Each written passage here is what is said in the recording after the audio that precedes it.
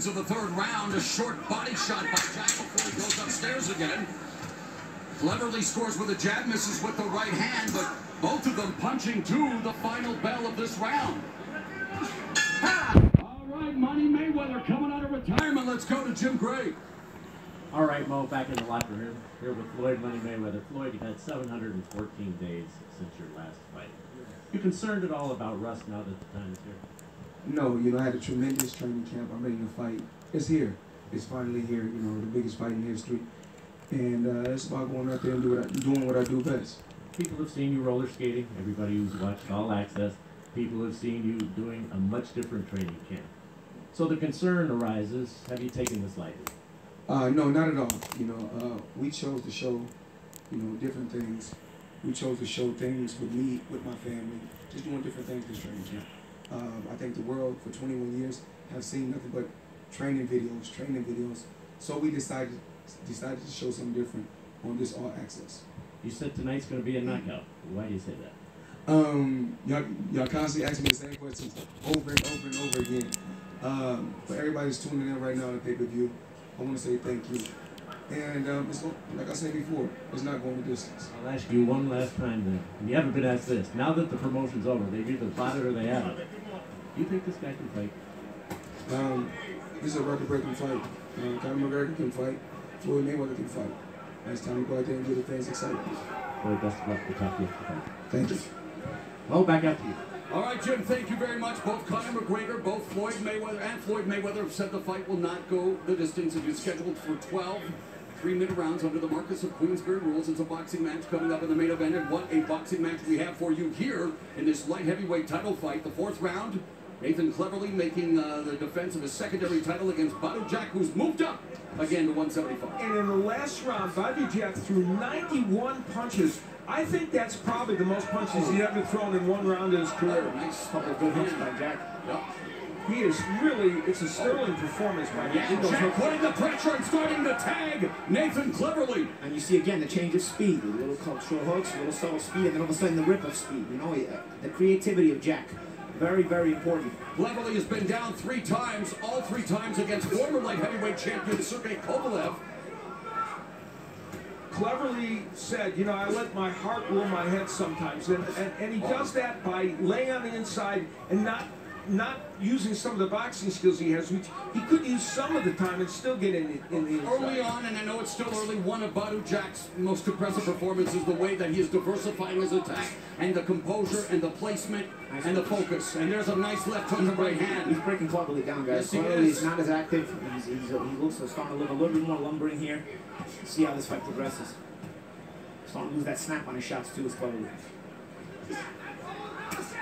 Jack 20 with 1 loss, 3 draws, 12 knockouts. Look how calm he is inside. Look at that. Cleverly 30-3, 16 knockouts. How relaxed he is. This is a very dangerous distance to fight at. He's been fighting at this distance the whole fight, and look how relaxed he is. Alert, both the defense and the offense. You're in punching range of everything here. He's so calm. It's like he's in his living room. He's doing the work great. 2000 Olympian from the Gambio. Jack won the 168-pound world title in 2015, defeating then unbeaten Anthony Durrell. And now he just cut Cleverly again. And now left hook's trying to find the hole in the front. Look at those body shots. Those body shots continue to break down Nathan Cleverly here as Badu Jack just teeing off on the light heavyweight champion. Ali has him on the ropes, literally and figuratively. Yeah, he has punched in this round so well and been so accurate. The body shot slowing down Cleverly and make him more of a target to the head. Look, the blood coming out of the nose now. Sublime round from Badu Jack.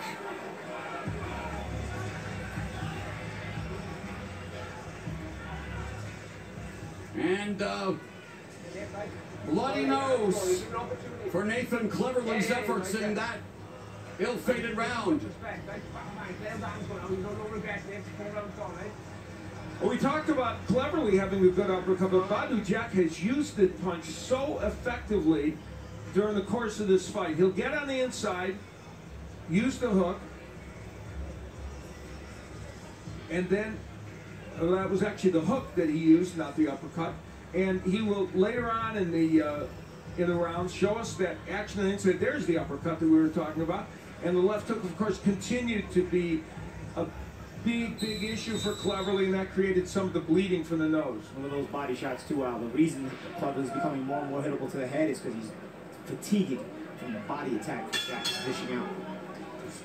And immediately, Badu Jack goes back on the attack here in round number 5, mixing it up, really trying to obliterate Cleverly's organs with those body shots. And I said that Jack threw 91 punches in the previous round, and that was the most he ever threw. He threw 99 in the last round. So. Simply sublime performance for Badu Jack, picking apart Nathan Cleverly, look at the strafing his body. Look at the creativity, the touches, the shots he's putting weight on. Watch, look at the difference. He's touching some, then he's putting weight on some. He's touching some, he's putting weight on some. Change of speed, change of even positioning, change of weight on the shots. Offensively and defensively, Jack putting on a clinic here in round number 5 throughout the fight. An effortless transition thus far back to light heavyweight.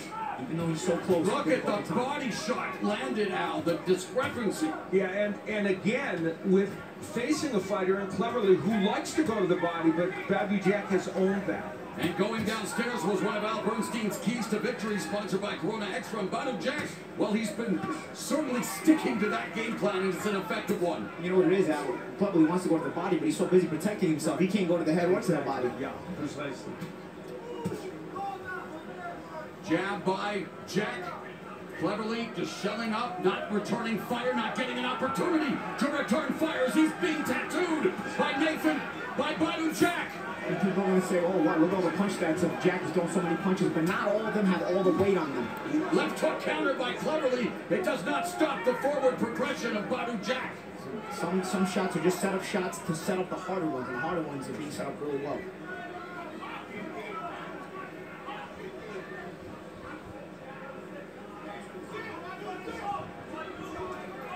The other thing about Badu Jack is he's become a better defensive fighter. Nice right by Cleverly, but he has become better and better defensively. And so even though his offense looks great tonight, he's fought well defensively as well. Under a minute left in the 5th, and Jack continues to headhunt Nathan Cleverly. He gotta stop anything, man. Tony Weeks, referee, looking on. Cleverly not even answering back. It's such long periods of time. There he goes now.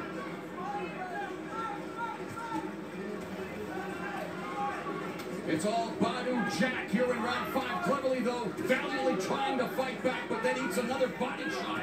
He's bending more lower and lower. Why is he doing that? He doesn't want to get hit with any more body shots, so he's trying to take away the body from Jack and he's opening up for the uppercuts.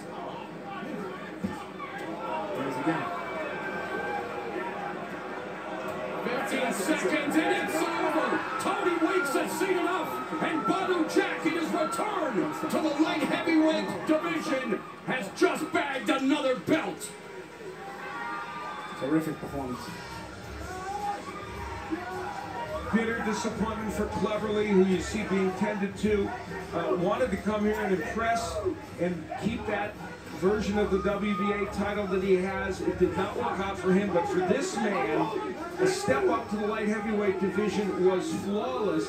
Part of it was he was fighting a man with the perfect style for him, but he fought extraordinarily well and threw a volume of punches that we had not seen from Badu Jack. Badu Jack the Ripper ripped to the body and has now become a light heavyweight titleist. And what a division, the light heavyweight division. We have Andre Ward. He actually did call out Adonis Stevenson. And what a fight that would be after this performance. You bet. Of course, Andre Ward. Andre Ward is a terrific fighter. Obviously, man. he's the man in the light heavyweight division. We'll take a look back at this before we think forward. We'll look backwards and look at this fight. Cleverly was hung up on the ropes, and the thing that's great about this too is the patience and setting up the punches by Badu Jack, using that double touch jab to set up the right hand, and looking very carefully here. Even though Cleverly's trying to counter off the ropes, Badu Jack was waiting for his opportunity, still covering up and doing a good job defensively. Then when the opportunity came, landing that really nice right hand, that was a seminal moment in this fight, because that was the punch that really hurt Cleverly, and I think got Tony Weeks thinking about stopping this fight, and in fact, that's where he did. And what a stage to put on such a brilliant performance by Badu Jack. You know, this is a card that the world is watching. Absolutely. He made not only a statement win, but a great time to have this statement win. And in 2017, he produced one of the fights of the year against James DeGale. In what has been a great year for boxing, he shows you why he's one of the stars. The show stats demonstrate to us not only the number of punches Jack threw, for him to outthrow Cleverly is a big surprise, and landing power punches at 45%, again, many of them body punches, very impressive.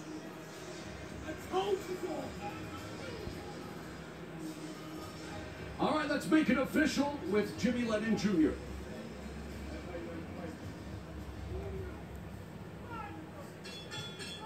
Ladies and gentlemen, we have the time of 2 minutes 47 seconds in round number 5. Our referee in charge, Tony Weeks, stops the contest. He is the winner by way of technical knockout. He is the new WBA light heavyweight champion of the world, Badu Jack the Ripper. So the new light heavyweight title holder is standing by with Jim Gray. All right, thank you very much, Bo. Congratulations to you, Badu. How would you describe this feeling now to earn this championship moving up in your first fight here? It's a dream come true. My trainer here had the WBA. Now I got it. He got it back for me. He got it back for me. You know, you had such a bitter draw in your last fight against DeGale, and you were so upset with the judging. What did you learn from that experience and use to your advantage here? You can't leave it in the hands of the judges. You got to go for the kill. Why did you decide to take so much time off? To allow your body to get used to this weight? No, we was negotiating. You know, who don't want to be on this big card like this? So everything happens for a reason. Now you have said to us in our meeting you'd like to fight Andre Ward or Stevenson. What direction would you like to go? Which one first? You could put it together. I think Adonis Stevenson, let's get it on. Unless you want a trilogy with Andre Fonfara, let's get it on. Let's fight somebody real. You willing to go to Canada to do it? I'd go anywhere. Congratulations, Badu. Thank you. Thank you. All right, Mauro, back to you. All right, thank you very much, Jim, as Badu Jack will be celebrating in his new hometown of Las Vegas tonight. He is now a 2-division champion.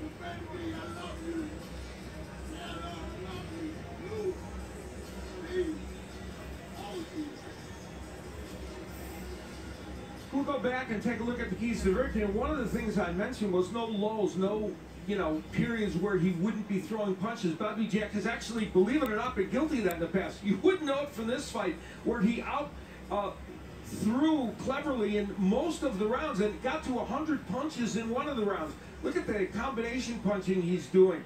He was very, very active, and I think it's really important as he moves up to light heavyweight. He may not stop some of these light heavyweights, though he was able to stop Cleverly tonight, so he's going to need to be active, and he was that tonight. And Badu Jack becomes the 8th 168-pound champion who has also won a title at light heavyweight, joining the likes of Sugar Ray Leonard, Thomas Hearns, Roy Jones, Iran Barkley, and Andre Ward. So a stellar outing for Badu Jack as he walks out of the T-Mobile Arena, as he enjoys some congratulations from another guy who was an incredible super middleweight, one of the best ever, Carl Froch. Let's go back to Brian Custer.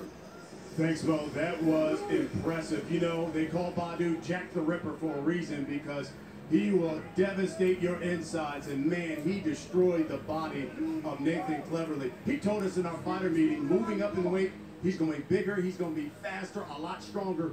It was very evident he was all of that tonight against Nathan Cleverly. And if you look at Badu's career over the last year and a half, he's gotten better with every fight. When have you said that about someone who is 33, almost 34 years old at this world-class level? That's a feather in the cap for Badu Jack. Now another world title in his bag, and he's going to do some damage there at light heavyweight. Still ahead, Floyd Mayweather versus Conor McGregor. You know, McGregor is now without question the biggest star, biggest draw in the UFC. He also dreams big, and he's got no problem telling you exactly what's on his mind and how he's about to make those dreams come true. Which brings us to the biggest night of McGregor's career and the greatest test of his predictive powers. Muhammad Ali once said, "He who is not courageous enough to take risks will accomplish nothing in life." I take risks all the time. Every single fight I've taken a risk. Never more so than now. I have changed the whole game, inside out. It's a new time now. To understand Conor McGregor's meteoric rise, not simply as a fighter, but as a transcendent icon. Where's the Oscar? When you're good, you're good. What is chasing? It's fucking Conor McGregor. Observe the brash antics and raw predictions. Sorry, I just don't give a fuck. He'll be too slow in there. Speed will stifle him. He's really going to toy with the young boy. Going to play with him. His body is going to be screaming for oxygen, and I'm going to be still there in his face, cracking him with everything I have. Panic is setting in. I sit back, smile, put him away in one round. His facial structure will be rearranged after the fight. I'm just saying what I'm going to do to him, and then I'll say it to him now. I'll show him later. I'll get the second world title, raise them up consecutively, enjoy the moment, and then we'll go from there. Watch the Irishman work as he breaks another opponent, just as he said he would. Go back through the interviews. He will be KO inside the fourth round. Go back through the footage, word for word, shot for shot. I see it and I speak it and I let it be known. And then I go out and make it happen. Could he finish him here? It's Conor McGregor! And with great risk comes great reward. The first man ever to hold 2 titles simultaneously. History-making performance by Conor McGregor. I am a workhorse. I have built myself up and become who I am through hard work and through dedication. His latest prediction is his boldness. He is boom. I'm going to knock him out inside 4 rounds, mark my words. Not only do I think I will beat him, I think I will also make it look easy. And the battle is his greatest risk yet. I am facing him under a specific set of rules that favor him, but that's what motivates me. You did it right now. I feel when someone tells you you can't do something, that's when you must do something. He's a little tip-top toes to a decision. He's boxing's biggest bitch. I know he's afraid, and he should be afraid. This is the unknown here. He is petrified of what's coming. Everyone can see the risks that I'm taking. I will go in there and shock the world. It's kill or be killed, that's what I say.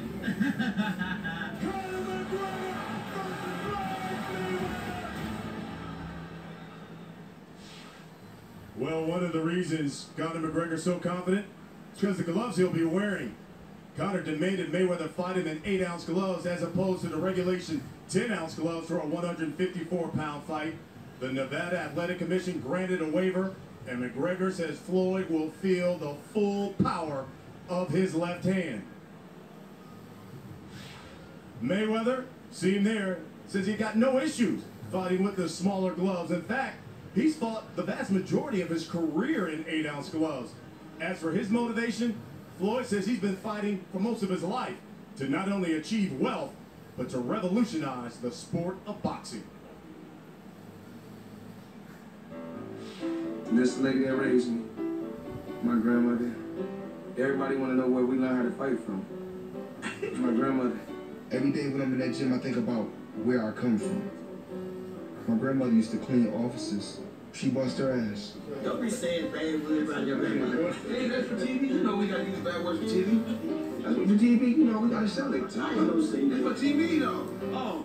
I had a rough life, but she gave me the best that she can give me. Yep, I did. I told her once I make it to a certain position, a certain point, she had to work no more. It was a long road, but it all paid off. I had to become a man at a young age, at 16. At 16, I had to provide for myself. And every day, all I did was continue to dedicate myself to my craft, which was boxing. Get rides to the gym any way I can. If I had to take a bus, sometimes the snow came up past my knees. I was carrying a heavy bag on my back just to get to the gym, just to make things happen. I was brought to top rank as a teenager. Only thing I knew was to fight. You know, when the promoter is making more than the fighter, something is wrong. Finally, when I got free and became my own boss, I done things my way. That's when we started doing record-breaking numbers. The $1 billion thing. All the hotels that's sold out, all the rental cars, all the different shows on the strip, the food, the clothes. They got fight parties. I mean, those are the type of things that I bring to the table. I'm bringing in the money. I'm bringing in the millions. There are hundreds of millions. My fight is keeping the Mayweather brand alive, keeping that name alive, keeping that name at the top. You know, 30 and 40 years from now, the Mayweather promotion name is still going strong. I've changed not just the sport of boxing, but sports, period. Am I wrong for saying that I'm the best? Don't it also show? This is the Mayweather era. And in my era, I did it my way. I did it my way. Well, joining me now is the IBF welterweight champion of the world. He's known as the Truth. Pride of Dallas, Texas, Errol Spence Jr. How you doing, champ? I'm doing good. I'm doing all right. Staying in the gym, staying focused, and staying hungry. I think that's one of the reasons why so many love you as a fighter. Look, you just saw that piece we did on Floyd Mayweather. Yeah. Just a few fights in your career. I understand you sparred with him for like a month. In your opinion, how has Floyd changed boxing? From what I see in my aspect, he changed it from a business standpoint. I mean, he controls the lion's share, like you said. And, you know, he dictates the rules, and, you know, he gets most of the money. You know, he controls when he fights and how much money he makes. So that's what I see as a business standpoint. All right, give us the tea. I heard them sparring sessions you had early in your career with him were like legendary. Yeah. In fact, I heard you sparred with him for like a month, and you even gave him a black eye. Is that true? I don't know about that. You gotta ask him. How rough was it? What was that learning experience like fighting him? It was tick for tack. It was like a real chess match. It was intense. It was like a real fight. He's very smart. He's very tricky. He does a lot of different things in there, man. He's mastered boxing. He mastered it, and I think he's the best boxer out here. I think he's top 5 all-time great. Now, the last time we saw you in the ring, it was in late May. You go over to England and face Kell Brook there in Sheffield. You not only get a victory, you stop him, take his title away. You're now the IBF welterweight champion of the world. So it begs the question, when are we going to see Errol Spence in the ring again? Well, you should see me either early December or late November.